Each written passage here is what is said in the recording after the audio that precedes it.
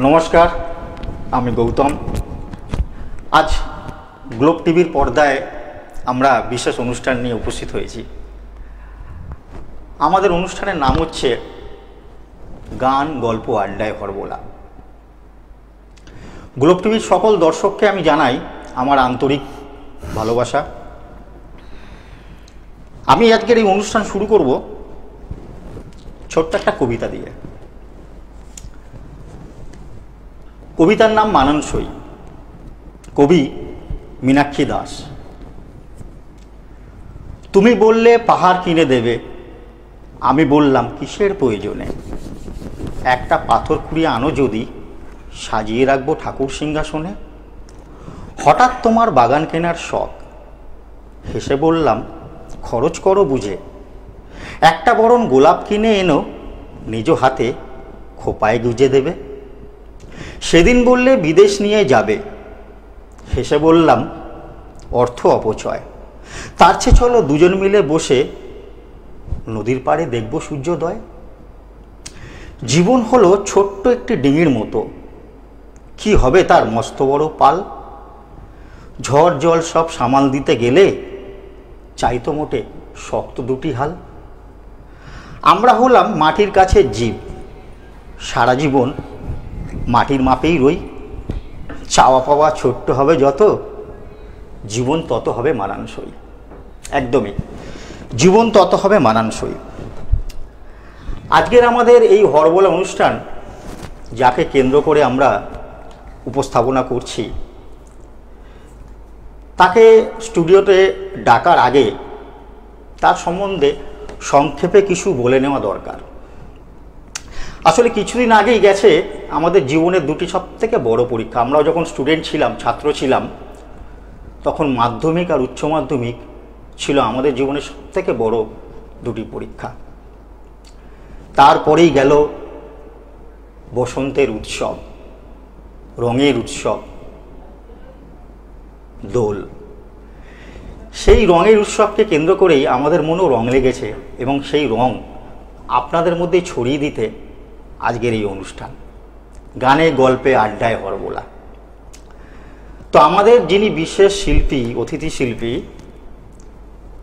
তার জীবনের বেশ কিছু অংশ আমি আপনাদের সামনে তুলে ধরবো। তার লড়াই, তার পথ চলা, তার কাহিনী খুবই সংক্ষেপে তুলে ধরব। খুব সাধারণ মধ্যবিত্ত পরিবারে তার জন্মগ্রহণ করেছিলেন। ছোটবেলা থেকেই গানের খুব শখ ছিল। তিনি খুব অল্প বয়স থেকেই বিভিন্ন শিল্পীর গান নিজের কণ্ঠে গুনগুন করতেন। তার বাবা ছিলেন খুব নামকরা নাট্য ব্যক্তি, কিন্তু সঙ্গীত জগতে তিনি কোনোদিনও প্রথাগত শিক্ষা পায়নি। অর্থাৎ তার কোনো শিক্ষাগুরু ছিল না। তার শিক্ষাগুরু শুধুমাত্র রেডিও। তিনি ছোটবেলা থেকে রেডিওয়ে গান শুনে শুনে বিভিন্ন কণ্ঠে তিনি নিজেকে তৈরি করেছেন।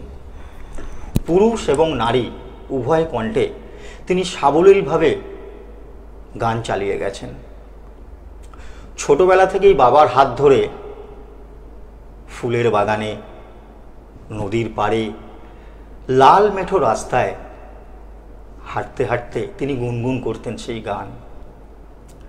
তিনি চাইতেন জীবনে এমন একটা কিছু নিয়ে নিজেকে প্রতিষ্ঠিত করতে, সারা পৃথিবীর লোক যাতে তাকে চেনে। কিন্তু তিনি বিভ্রান্ত ছিলেন। তিনি প্রতিনিয়ত লড়াই করেছেন নিজের সাথে।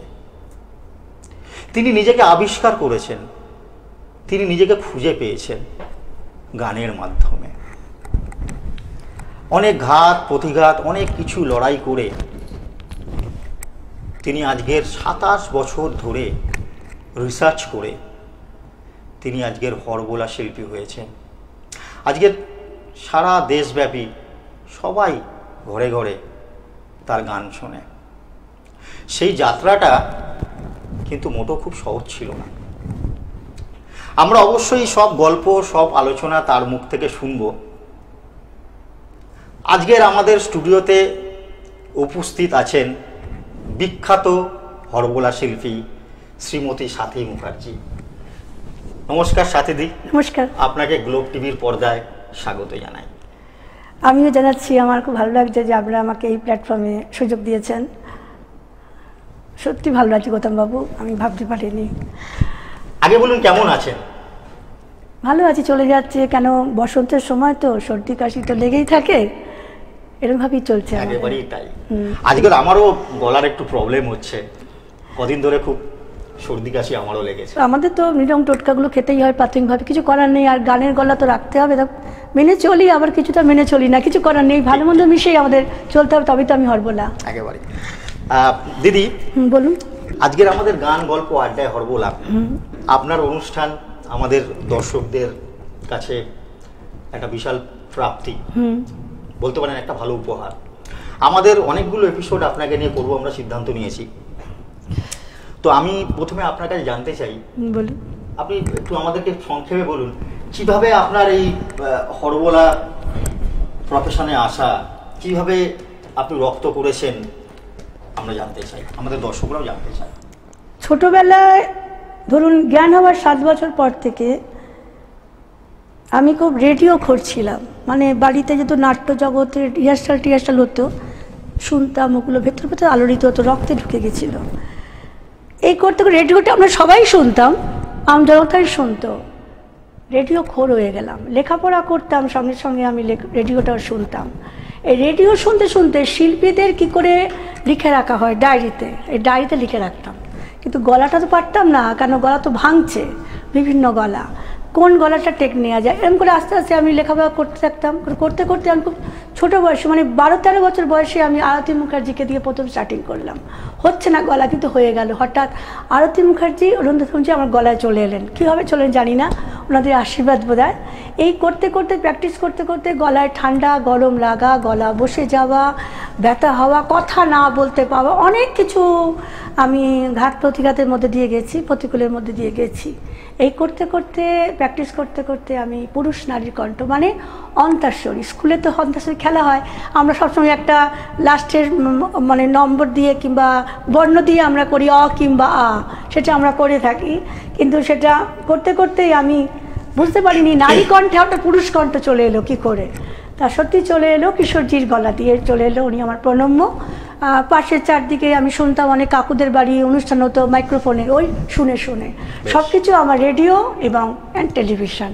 কেন, আমি প্রথাগতর বাইরে, মানে প্রথা বহির্ভূত, মানে কোনো স্বরলিপি না শিখে আমি আজ এই জায়গায় গায়ক গায়িকা হয়েছি। তার মানে আপনার গানের গুরু বলতে কেউ নেই, শুধু রেডিও আমার গুরু, রেডিও মেন গুরু। অসাধারণ, রেডিও ভাবা যাচ্ছে না, সত্যি সত্যি অবিশ্বাস্য। জানি না এটা অভিশাপ কি আশীর্বাদ, আমি বলতে পারবো না, সেটাই বলে থাকি সবসময়। অবশ্যই আশীর্বাদ, অভিশাপ তো কোনো মানে কখনোই না, সেটা আপনারা বলবেন। এবং সব থেকে বড় কথা হচ্ছে হরবোলা আজকের দিনে একটা বিরল। আমি দীর্ঘ বেশ কিছু বছর ধরে এই হরবোলা প্রফেশনে অনেক শিল্পীকে আর দেখি না, আগে দেখতাম ছোটবেলায়, কিন্তু এখন আর দেখি না। মুখ অভিনয় যারা করতেন তাদেরকেও এখন খুব একটা দেখি না। তবে এই যে আপনার সাথে এই হরবোলা অনুষ্ঠান নিয়ে প্রোগ্রাম করতে এসে আমারও অনেক কিছু শেখা হবে আপনার মাধ্যমে।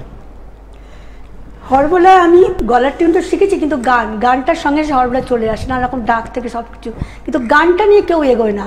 আমরা ছোটো থেকে শুনেছি রেডিও টেলিভিশনে নানা রকম ডাক, পাখির ডাক, তারপরে তোমার ওই গাড়ির ডাক, পশু পাখির ডাক, মানুষের কথা বলার ডাক, কিন্তু সবাই এগুলো সবাই করে, কিন্তু গানটা নিয়ে কেউ ভাবে না। মানে আমরা হরবোলা বলতে বিভিন্ন ডাক সম্বন্ধে আমরা জানি, যেটা আমি লিখেছি, একেবারেই তাই, কিন্তু কখনোই কেউ গানটা নিয়ে ভাবেনি। ঠিক, গানটা কি হয়েছে অন্তঃস্বর। ইনফ্যাক্ট আমি নিজেও গান নিয়ে খুব একটা হরবোলা শুনিনি। মানে আজকে আমার সৌভাগ্য যে স্টুডিওতে আমি আপনাকে পেয়েছি এবং আমাদের দর্শকরা পেয়েছে যে আপনার এই গানগুলো আমরা শুনতে পারবো। মানে হরবোলায় কিভাবে আপনি রিসার্চ করেছেন সেটা আমরা জানতে পারবো। Thank you. মানে এই যে আপনার পথ চলা, দীর্ঘ 27 বছরের যে পথ চলা, দীর্ঘ 27 বছর ধরে যে আপনি রিসার্চ করেছেন, সেই রিসার্চটা আপনি কিভাবে উপলব্ধি করলেন, মানে আপনার আশাটা কিভাবে, মানে আপনি অন্য ট্রেডেও তো যেতে পারতেন, অন্য প্রফেশনেও যেতে পারতেন, হরবোলাটা আপনি নির্বাচন কি করে করলেন? হয়তো এটা বলতে পারেন গড গিফট, কারণ আমার গলার সঙ্গে কিন্তু মুনমুনির গলার মিল আছে। দেখছেন গলাটা ভেঙে যাচ্ছে, মুনমুনির গলা, এটা অডিয়েন্স ভালো করে মনে রাখবেন, ভয়ঙ্করভাবে গলা কিন্তু ভেঙে যাচ্ছে আমার। আমি হরবোলা, এত গলা আমার মধ্যে খেলা করে। তার মানে গলার ভ্যারিয়েশন, গলা ভাঙা, হ্যাঁ ভয়ঙ্কর, গলাকে বিভিন্ন ভয়েসে স্ট্রাকচারে চেঞ্জ করা, সেকেন্ডে গলা চলে যাচ্ছে। আচ্ছা, হ্যাঁ ভয়ঙ্কর চেঞ্জ অফ ভয়েস, হ্যাঁ একদম চলে যাচ্ছে। তার সঙ্গে ভার্চুয়াল গাইছি আমি, একদিকে বাঁদিকে, এদিকে বাঁদিকে পুরুষের কণ্ঠ তুলছি, ডান দিকে নারীর কণ্ঠ তুলছি। তার মানে হরবোলা মানে হচ্ছে এখানে যে নট অনলি দ্যাট, যে আপনি যে শিল্পীর গান গাইবেন সেই কণ্ঠটাই আপনাকে নকল করতে হবে সেটা না, না, ওর কণ্ঠটাকে আনতে হবে। আপনি যদি সাধনা করতে পারেন কণ্ঠটাকে আনতে পারেন সেইভাবে, কিন্তু নাহলে হবে কি করে হরবোলা? আপনি তার গলার টিউন আনছে কেউ, যেমন কোনো একটা ব্যক্তি কোনো পাখির ডাক ডাকে, ডাকতে ঠিক একদম এখনই ডাকে, তো তাহলে পাখিটা যেমন ডাকা হচ্ছে শিল্পীটাকেও তো ডাকতে হবে না, শিল্পীকেও তো ডেকে নিয়ে আসতে হবে। শিল্পী গলাটাকে প্র্যাকটিস মানে তো গেম মানে আমি মনে করি নিজেকে অ্যাথলেটিক, একেবারেই তাই, আমি গানের অ্যাথলেটিক, আমি সেটাই বলি, মজা করেই বলি আমি গানের অ্যাথলেটিক। বেশ, মানে এই গানটা একটা আমি খেলার সঙ্গে তুলনা করতে পারি না, আপনি যেটা রিসার্চ করেছেন সেটা খেলার সঙ্গে আমরা সেম টু সেম ব্যাপার। ক্রিকেট আমার প্রিয় খেলা। আচ্ছা দিদি, আমি শুনেছি যে আপনার বাবা ছিলেন খুব নামকরা নাট্য ব্যক্তি, তো সেই সময় আপনাদের পরিবারে এই নাচ গান করা নিয়ে একটা সমস্যা ছিল। তারপরে সেই বেড়াজালটাকে আপনি টপকে ভেঙে কিভাবে নিজের একটা বাউন্ডারি তৈরি করলেন, নিজের একটা জগৎ, নিজের ফিল্ড তৈরি করলেন, সেই গল্পটা একটু শুনুন, মানে আপনার লড়াইটা আমি এবং আমার দর্শক সবাই জানতে চায়। আমি ছোট থেকেই আমার ফিগার ছিল, আমি যেটা চেয়েছিলাম অভিনয় জগতে যাওয়ার জন্য। বেশ, অভিনয় আমার স্বপ্নের নায়ক ছিলেন বোম্বা, মানে আমাদের বিশ্বজিৎ চ্যাটার্জির একমাত্র পুত্র প্রসেনজিৎ চ্যাটার্জি আমার প্রিয় ছিল। আমার ডাক নাম কিন্তু টুকটুক, আমি টুকটুক মুখার্জি, ওকে টুকটুক নামে আমার সবাই চেনে। বালিতে আমার বড় হওয়া, জন্ম হওয়া, হাওড়া বালি। আমি বালি বঙ্গসুর বালিকা বিদ্যালয় একদম 1 to 12 পড়ি, বেলুর লালবাগ কলেজ থেকে পাশ করি। তা আমার বাবা নাট্য জগতে শুধু ব্যক্তিত্ব নয়, উনি সঙ্গে নাট্যকার, অভিনেতা, বহু গুণে সম্পন্ন, এবং উনি গুড স্টেনোগ্রাফার, শিক্ষক, বালিতে সবাই চেনে। মুখার্জি রিসার্চ কমার্স আমার বাবারই, দুলাল মুখার্জি বাবার নাম, কিন্তু শিল্প জগতে বাবার নাম অভিদ্যুতি মুখোপাধ্যায়। তিনি চলে গেলেন 2010 সালে আমাকে ছেড়ে, আমাদের ছেড়ে, তো মাও চলে যান 4 বছর বাদে। কিন্তু উনি এই নাটক আর এই গান বাজনা আর সিনেমা জগৎটাকে পছন্দ করতেন না। নাটকের বাড়ি মেয়ে নাটক শিখবে, ছোট্ট থেকে শুধু রিহার্সাল, বড় বড় নাটক তো হয়ে গেছে, সারা মানে ভারত ওনার পরিভ্রমণ করেছেন। এবং আমাদের বালিতে হতো নিখিল বঙ্গ একাঙ্ক নাটক, রৈবতক আমাদের নাট্য সংস্থার নাম, বালি রৈবতক নাট্য সংস্থাকে সবাই চেনেন। দুলাল মুখার্জি এবং দীপক দাস নাম বলা যাক, বলতেই হবে, দুজনকে মেট পরই চাঁদার ছিলেন ওরা। আজ ওরা কেউ নেই, দুজনই চলে গেছেন, দুজনকে প্রণাম জানাই। তাই যাই হোক, এর মধ্যে আমার লড়াইটা হচ্ছে তুমি নাটক করবে। আচ্ছা বাবা, আমি নাটক কী করে করবো, আমার নাটক ভাল লাগে না, আমি চাই একটু অভিনয় করবো। বুম্বার তখন 2টি পাতা সবে রিলিজ হয়েছে, তখন 7-8 পড়ি, 2টি পাতা রিলিজ হয়েছে। তারপরে আমি একটু সিনেমায় অভিনেতা হব। এই অভিনেত্রী হবার জন্য আমি চেষ্টা করেছিলাম, কিন্তু আমি একা বন্ধ ঘরে করতাম, বাবা চাইতেন না। বাবা বলতেন লেখাপড়া করো, নাটকে চলো, খালি নাটকে নিয়ে যেত সব জায়গায়, আমার রাগ ধরতো। আর দূর কী সব মুখে মেখে আমি সিনেমার স্টাইল করে এরকম নায়িকা হবো, এইসব একটা ছোটো বয়সে আমার একটা ভাবনা ছিল। কিন্তু গানটা আমি কিন্তু গাইতাম, বাবা কিন্তু তা জানতেন না। কি তুই রেডিও শুনিস, সবসময় লেখাপড়া করছিস, মাথার সামনে একটা বাম থাকে, টর্চ, কেন লাইট তো বন্ধ হয়, আর লেখাপড়ার খাতা বই আর সঙ্গে গান চলছে। আর আমি শুনেছি এরকম যে আপনার পাড়ায় যখন কোনো অনুষ্ঠান হতো, সেই মাইক্রোফোন কিংবা বক্স যখন বাজতো, সেগুলো শুনে শুনে নাকি আপনি প্র্যাকটিস করতেন? ভয়ঙ্কর, আমার নেশা, ছুটছি, মানে কাজকর্ম ফেলে দিয়ে আগে ওদিকে কি হচ্ছে, ওরে বাবারে জোরে জোরে জোরে চালাও, আমি শুনবো দোকান পরে, শুনে নিয়ে সেকেন্ডে প্র্যাকটিস করা। এই করতে করতে বদ্ধ ঘরে বলে কী করিস তুই, বদ্ধ ঘরের মধ্যে আমি গান করি। রেডিও খোট করতে আমি আঙুলগুলো কামড়ে ফেলতাম, এত নেশা আমার। মানে শ্রাবন্তীগঞ্জ যত প্রোগ্রাম, যে কোনো এনিথিং, লোকে আমাকে এখন রেডিও বলে। রেডিওর সমস্ত প্রোগ্রাম, মনের মতো গান থেকে যত কিছু, রেডিও আমার গুরু, তাই গুরুজির নাম করতেই হবে। এমনি যতগুলো আমরা সবাই, আপনিও শুনেছেন, তাই প্রত্যেকটা প্রোগ্রাম করতে করতে মানে শুনতাম, নিজের মনে মনে প্র্যাকটিস করতাম। আর আমার একটা ব্যাপার ছিল নদীর এপার ওপার, সেটা কী করতাম জানেন? মজার ব্যাপার, বিছনা ছিল বড় আগেকার দিনে, আমি তো দরজা বন্ধ করতাম, নায়িকা হতে হবে স্টাইলে, গান তো চলছে ওদিকে সাউন্ড, পুরো চাদর গোছাচ্ছি, চাদরটাকে পাঠ করছি আর নায়িকার ছন্দে, ওপার থেকে যেন মনে হচ্ছে নায়ক আসছে।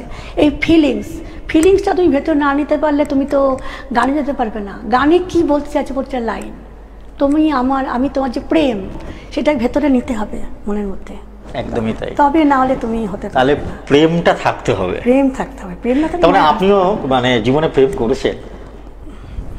টপ সিক্রেট বলা যায় না, অডিয়েন্স দেখবে, অডিয়েন্স কি ভাববে। না, আমি শুনেছি আপনি রবীন্দ্রনাথের প্রেমে পড়েছিলেন, যদিও অনেকেই প্রেমে পড়েছে। রবীন্দ্রনাথ আমার কাছে কবি, আমি তার ছোট্ট প্রেমিকা, আমি এটাই বলে থাকি। বিরল হরবোলা গায়ক গায়িকা, এটাই আমার কথা, আমি কবির ছোট্ট প্রেমিকা, আমি কবি বলে ডাকি রবীন্দ্রনাথ ঠাকুরকে।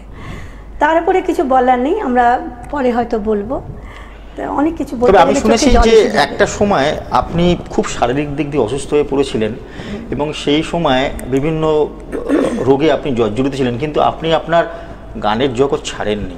না, আমি গানের জন্যই হয়েছিল। গানে প্রেশার দিতে গেলে, আপনার পুরুষের কণ্ঠ আনতে গেলে গলায় কিন্তু ক্ষতি হয়। তার সঙ্গে আমার টাইফয়েড হয়েছিল, রোগ হয়েছিল অনেক, এবং ক্ষতি হচ্ছিল আমার মাথার হেয়ারেরও ক্ষতি হয়ে গেছিল অনেক। আমার ভয়ঙ্কর চুল ছিল, মাথা কোমর অবধি আমার চুল ছিল। তা কি করা যাবে, তা গলাটা ভাঙতে ভাঙতে আমার গলায় ব্লাড আসে, গলায় ক্যান্সার পর্যন্ত এসে যায়। বাড়িতে কাউকে বলি না, গলা বসে যাওয়াটার মধ্যে ক্ষতি আছে। টেস্টিং, ডাক্তার আমি দেখাইনি, আমি নিজেকে প্র্যাকটিস করেছি, গার্গেল করেছি। কিন্তু গলাটাকে আনতে গেলে ভয়ঙ্কর মিষ্টি কথা বলতে হবে, তবে আপনি গলাটা তুলতে পারবেন। গলা যদি কারো বসে যায়, মিষ্টি করে কথা বলতে হবে। তবে মিষ্টি কথা বলতে বলতে আমি তবে অনেক বড় রেঞ্জে যাবেন। আমি রেঞ্জটাকে এরকম করে টেকনিক করেছি। এই টেকনিকগুলো কি আপনি নিজেই রপ্ত করেছিলেন? হ্যাঁ, প্র্যাকটিস করতে হয়েছে। কারণ আপনার তো প্রথাগত কোনো শিক্ষাগুরু না, ছিল না। আমার নেই তো, কিন্তু আমাকে রেডিও শুনে শুনে আমি তার সঙ্গে নাচতাম, নিজে নাচতাম। আমি তো কোনো নাচের গুরুও নেই আমার, আমি সব নিচে। আমি লেখাটাকে ফিলিংস দিতাম, উনি কী বলতে চাচ্ছেন গায়ক, সেটার দিকে নাচের রিদিম তুলতাম, তার সঙ্গে গান। এই গানেতে আমার বেশি ক্ষতি হয়, নাচেতে ক্ষতি হয়নি, হয়েছে গানেতে।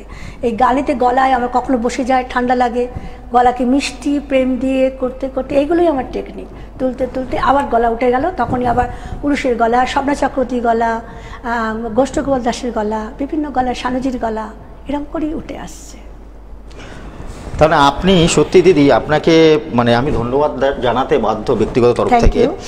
এবং আপনি কিন্তু প্রমাণ করেছেন বয়স শুধুমাত্র একটা সংখ্যা। জীবনে কোনো কিছু সদিচ্ছা থাকলে, কোনো স্বপ্ন দেখে থাকলে, সেই স্বপ্নকে পূরণ করার জন্য যে পরিশ্রম, যদি আপনার সঠিক দিশা থাকে, আপনি যদি মনে প্রাণে বিশ্বাস করেন যে আপনি আপনার গোল কি আপনি অ্যাচিভ করবেন, তাহলে পৃথিবীতে কোনো বাধাই আপনাকে ভাঙতে পারবে না। এটা আমার ক্ষেত্রে না, সব ব্যক্তিত্বের ক্ষেত্রে একেবারেই তাই, প্রত্যেকের জন্য এটা সবাই যদি লাগেন সে করে, সে গেনার হবে। মানে ব্যর্থতা আমাদের জীবনে আসে, সরিয়ে দিন ব্যর্থতা, সাফল্যতাকে রাখুন, সাফল্যতার জন্য। মানে আমি সেটাই বলতে চাইছিলাম, ব্যর্থতা আমাদের জীবনে আসে সাফল্যতার জন্যই। হ্যাঁ, অন্ধকারে পরে জন্মে আলো আসে, একেবারেই তাই। আলোটাকে আনার জন্য অন্ধকারটা কেন আছে, ওই পরে যে আলোটা আসছে ওইটাকে ধরার জন্যই। অন্ধকারটা হচ্ছে সাইন, তোমার পথ চলার মেন সাইন। অন্ধকার যখন তোমার নিচে এসছে, তাহলে আলো তো আসছেই, তাহলে ব্যাস আলোটাকে তো আপনি পাবেনই। এটাই হচ্ছে আমার। একেবারেই তাই। ভালো মানুষের সান্নিধ্য লাভ অনেকটা আখের রসের মতো, তাকে যতই ভাঙুন, দুমড়ান, মুচড়ান, অবশেষে কিন্তু সে মিষ্টি রসই প্রদান করে। তবে দিদি, আমাদের গানের আসর আমরা শুরু করি। আমরা মানে আজকের আপনার মুখ থেকে অনেক শিল্পীর গান আমরা শুনবো হরবোলা হিসেবে। প্রথমে আমরা আরতি মুখার্জিকে দিয়ে শুরু করি। দিদি, আরতি মুখার্জির আপনি একদম কালজয়ী গানগুলো যদি আমাদের দর্শকদের হরবোলার মাধ্যমে একটু শোনান। ঠিক আছে। আরতিজিকে আমার কাছে তো ড্রিম, স্বপ্ন গায়িকা। ওনাকে আমি আমার সহস্র প্রণাম জানাই। উনি আমার গলায় এসছেন আমি চেষ্টা করেছি, উনি বোধহয় আমাকে ওপর থেকে আশীর্বাদ করেছেন যেখানে উনি আছেন। চেষ্টা করছি ওনাকে কিছুটা আনার। উনি তো বেঁচে আছেন, উনি জানেন, উনি তার স্নেহধন্যাকে নিশ্চয়ই ক্ষমা করবেন, কেন উনি পছন্দ করতেন না কোনো নকল গলার কাছাকাছি আসুক, বকতেন। উনি অনেক জায়গায় জাজমেন্ট তো নিয়েছেন। আমি ক্ষমা চেয়ে নিচ্ছি আরতিজির কাছে যে আমি আপনাকে একটু গলায় নেওয়ার চেষ্টা করছি, আপনি আমাকে আশীর্বাদ করুন একটুখানি, আর কিছু নয়। আপনার আরতি প্রেমের গান আছে প্রচুর। ওনাকে আমি নাম দিয়েছি ষোড়শী, ষোড়শী কলা, কেন ওনার গলাটা পুরো বাচ্চা মেয়েদের মতো, এত সুন্দর ওনার গলা যে আমি সত্যিই ওনার মানে প্রেমে পড়ে যাই ওনার গলা শুনে, ছুটে ছুটে আসি। কারণ আমার বাচ্চা থেকে আরতিজির গলায় বেশি শুনতাম, ভালো লাগতো, এত ক্যাসেট বাজতো তো দারুণ লাগতো ওনার গলা শুনতে। তার মধ্যে আমি গাইছি একটু অল্প করে। একদম, কারণ আমাদের হাতে সময় খুব সীমিত, আমাদের অলরেডি ঘড়ির কাঁটা আমাদের হাতছানি দিচ্ছে, তো তার আগে আমরা একটু শুনে নেবো আপনার গানগুলো। আরতি গান গাইছি, এটা অমিত কুমারের সঙ্গে উনি গিয়েছেন, কিন্তু আরতি টিউনটা এখানে চলে আসছে, গানটা শুরু করছি আমি। পেলাম তোমায় এত কাছে আজ, প্রাণ ভরা গান শুধু আছে আজ, এই তো প্রথম মিলনের রাত, এসো রাখো হাতে হাত, এসো রাখো হাতে হাত, পেলাম তোমায় এত কাছে আজ, প্রাণ ভরা গান শুধু আছে আজ, এই তো প্রথম মিলনের রাত, এসো রাখো হাতে হাত, এসো রাখো হাতে হাত, পেলাম তোমায় এত কাছে আজ, প্রাণ ভরা গান শুধু আছে আজ, এই তো প্রথম মিলনের রাত, এসো রাখো হাতে হাত, এসো রাখো হাতে হাত। অসাধারণ, অসাধারণ, অসাধারণ। আমরা পরবর্তী গানটা একটু শুনে নিই চট করে। আরতি মুখার্জি, একদম একদম, আজকের আরতি দিদির উপরেই আমরা গানগুলো শুনবো। আরতি মুখার্জি তো প্রচুর গান আছে, তাই কোন গানটা গাই এখন মনে পড়ছে না। স্বর্ণযুগের কালজয়ী গানগুলো আমরা শুনতে চাই। আচ্ছা, আমি যদি এই ধরনের একটা গান গাইছি, আমরা শুনুন এটা। মন্দির মসজিদ গির্জায় আমার প্রার্থনায় আমি বলি সকলে মঙ্গল হোক, শুধু মঙ্গল হোক, মন্দির মসজিদ গির্জায় আমার প্রার্থনায় আমি বলি সকলের মঙ্গল হোক, শুধু মঙ্গল হোক। অসাধারণ, অসাধারণ। আরো কিছু ভালো গান আমার মানে আপনার কাছে আবদার আমার, আপনি যদি আরো কিছু গান শোনান। আরতিজির গান অবশ্যই, তবে গান শোনার আগে আমি একটু বলে দিই, যারা স্বাতী মুখার্জিকে নিয়ে প্রোগ্রাম করতে যান, অবশ্যই হরবোলা প্রোগ্রাম, তারা এই নাম্বারে অবশ্যই যোগাযোগ করবেন। আমি নাম্বারগুলো আপনাদেরকে একবার করে বলে দিচ্ছি: 9800018701, 9088794205, 9163822074। এই নাম্বারগুলোতে আপনারা অবশ্যই ফোন করবেন যারা কল শো করতে চান, দিদিকে ফোনে যোগাযোগ করবেন।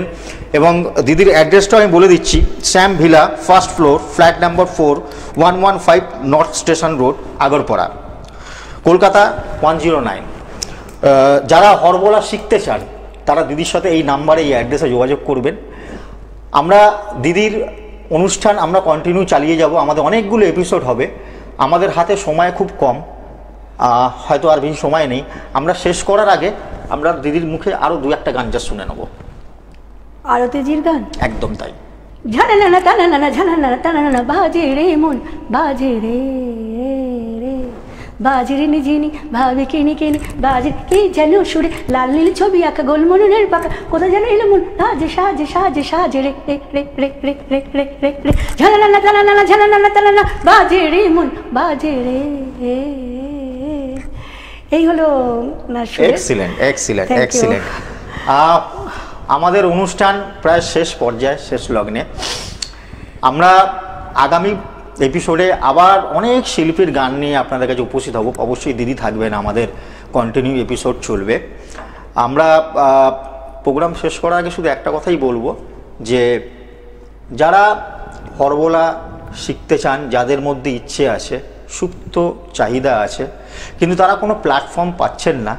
তারা অবশ্যই স্বাতী দিদির সঙ্গে যোগাযোগ করবেন, এবং যারা কল শো চাইছেন করতে দিদিকে দিয়ে, তারা আমি যে নাম্বারগুলো বললাম স্কলে ওই নাম্বারগুলো যাচ্ছে, আপনারা এই নাম্বারে ফোন করবেন। দিদির বেশ কিছু বই আপনাদেরকে উপহার দেওয়া হবে, আমরা পরের এপিসোডে দেখাবো দিদির বইগুলো। সুতরাং আজকের মতো এপিসোড আমরা এখানেই শেষ করছি। ভালো থাকবেন, নমস্কার।